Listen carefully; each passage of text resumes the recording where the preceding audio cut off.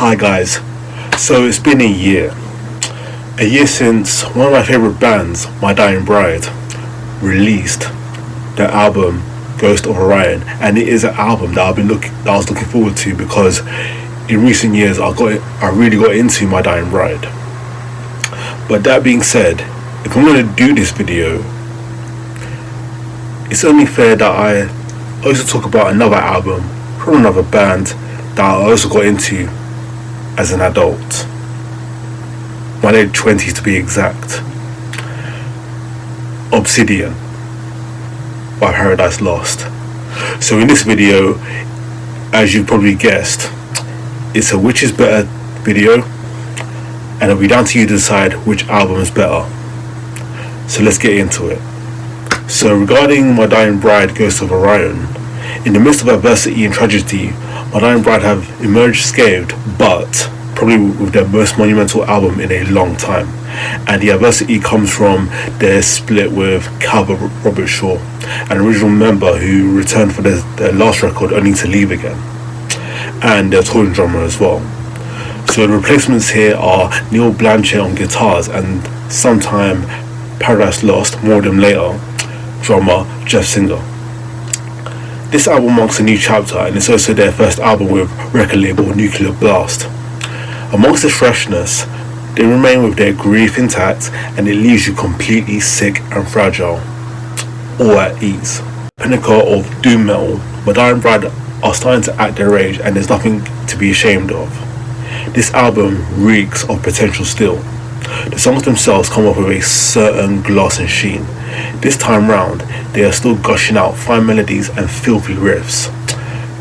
Aaron Stainthorpe dealt with tragedy in the form of his only child, and in the song Tired of Tears, he expresses his anguish in heartening fashion with some of Andrew Crane's overtly sad melody. Aaron's vocals sound appropriately weary and delivers a most moving performance as he pleads, "Lay not thy hand, lay no hand on my daughter." He sounds astonishingly good throughout the album. His voice is layered to reveal its harmonic beauty, and his growls are wretched and furious, but not in the same way as he sounded on earlier My Dying Bride albums, which I highly recommend you go and check out. This album needs to be heard in its entirety in order to appreciate it. It might have what seemed like their most successful moments on a service level, but it's really a well put together album with all sorts of layers that beg to be explored. One idea for the album, what the album title was, But Once Black. Another idea was It Goes Cool from the Mouth of Orion, which, let's be honest, it sounds quite over the top and it's a mouthful to pronounce. It ends up capturing both the essentials of My Dying Bride, the staggering doom death and the pretty fatalism of their gothic metal, and also their ambitions going forward. Now, vocalist Linda Fahella drops in for tea and stays on the song The Solace, lending an ancient quality to the cello-laden proceedings while on the succeeding Long Black Land. A quiet revisiting of The Night at the End of the World, another song I like, is enacted with the entire band sounding at their most downcast one that they have been in ages. It sounds like Saturnus meets Draconian meets Evocan, and so you realise that all these bands have probably been influenced by My Dying Bride. This is not the album to pick songs apart, as they all just mould together into this sea of dissonant lushness, and everything seems to serve everything else. The song Your Broken Shore, with its rich chorus, and the closing song Your Broken Shore, respectively. The Old Earth bears its ample length honourably, and simply put, one of the best songs to emerge from My Dying Bride. From the fragile beauty in its opening graces to the decadent riff that breaks through unhappily with Nina Abbey's rumbling bass underneath to the vengeful clamouring from Aaron Stainthorpe's throat. The Old Earth makes its mark quickly, yet takes its time to leave.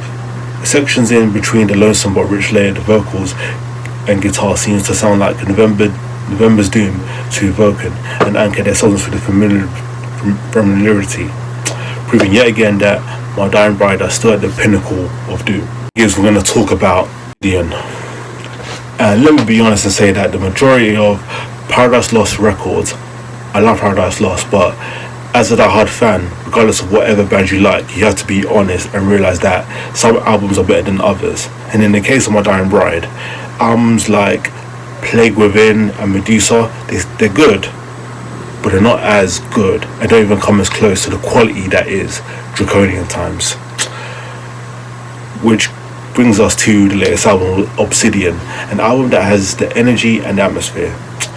Paradise Lost recaptured that atmosphere by revisiting what they've done throughout their career, combining the renaissance they've gone with the Death Doom roots and the gothic atmosphere heard in albums like Draconian Times and 1 Second. The resultant album is an album that rivals Draconian Times as Paradise Lost's best album. Obsidian is album 16 in Paradise Lost's long but influential career, having pioneered Death Doom and gothic metal with albums like Lost Paradise, Gothic and Icon. They were a band that had either stayed the same with their gothic metal sound or have experimented in their career with other sounds. They have come back from their lowest points in their career again and again, the first time when they stopped all gothic or metal elements together with Host, and then returning to gothic metal after Believing Nothing, and the second when they finally returned to their Death Doom roots with The Plague Within. Obsidian is still another return. Still, it may do with what was missing on the 2 previous albums. Straight away, the music in Obsidian is a strong atmospheric song in darker thoughts, where it starts as a dark ballad but then builds up into a mixture of depressing and aggressive gothic metal sounds. The thing that stands out about this album is that Paradise Lost decided to craft their stuff with a lot of energy that was lost after Draconian Times. A lot of the music brings me back to that album, but with more ambition, new inspiration and well crafted music, of course. Gothic elements are heard in this album, especially with songs like Darker Thoughts, with again the dynamic range, and Ghosts, where the rhythms stand out uniquely with an incredible performance from Nick Holmes. The Devil Embrace, where the song treats us with emotional keyboards and the spooky atmosphere of the album Closer, Ravengast. The guitars also bring atmosphere and keyboard and the spooky atmosphere of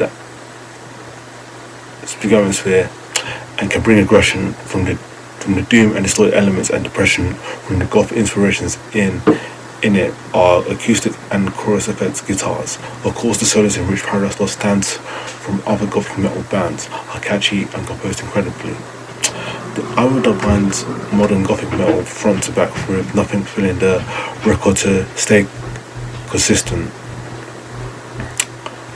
The music is incredible with the melodies and the dark atmosphere that utilizes captures my ear. Obsidian is the 3rd album where Paradise Lost brings back some form of Death Doom roots in the vocals. However, unlike the 2 previous albums, Nick Holmes is making use of what his voice can handle by having a terrific combination of death growls heard in the last 2 albums as well, but also adding atmosphere and depressing energy. If the music doesn't catch my attention, then leave it to Holmes' performance to make this album sound better than it already did. Holmes' tone is once again having that gothic, darkly shaded sound that is one of the driving forces for gothic atmospheres found on this album.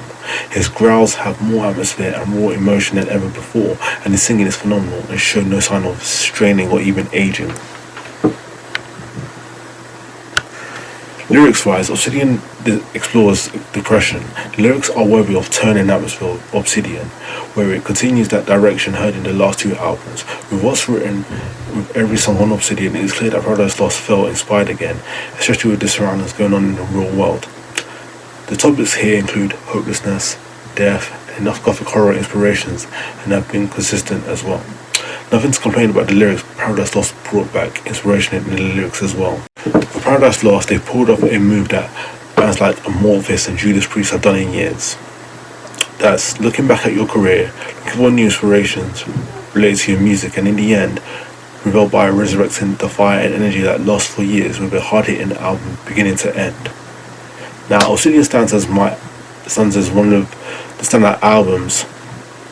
When thinking about this video, I will admit that this might be another fairly good Paradise Lost album. Not up there with their earlier stuff, but it's fairly good. And this is because of the energy that has been brought back, and it exemplifies Paradise Lost of why they pioneered Gothic metal and why they are defining Gothic a defining gothic metal band. This album welcomes both fans of their death doom roots and fans of their gothic metal roots. It's a must listen. And on that note, let me know down below what you thought, what you think. What album was better, Obsidian or Ghost of Orion? Other than that, thanks for watching, and I'll see you next time.